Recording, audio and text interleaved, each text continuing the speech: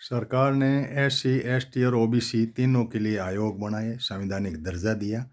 लेकिन जब हम अंदर जाकर के इनकी रिपोर्ट पढ़ते हैं तो रिपोर्ट के अंदर आंकड़ेबाजी के सिवाय कुछ नहीं है। जैसे एक नरेगा की योजना जो सबके लिए खोली हुई है, राइट टू वर्क का आपने दे रखा है।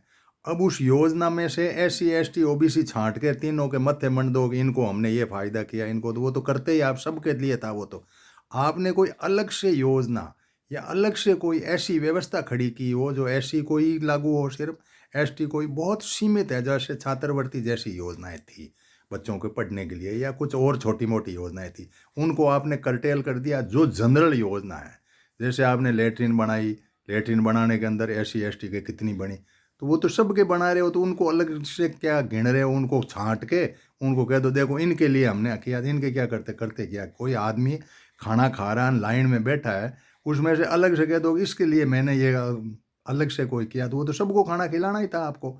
वो योजना आपने की है। तो ये जब आंकड़ेबाजी का जो खेल है, ये अपने को समझना पड़ेगा कि सरकार किस तरीके से एससी, एसटी, ओबीसी के लिए आंकड़ेबाजी पेश करके और उन योजनाओं को उनके मत्थे मंड के कह देती है कि हमने इनका भला किया।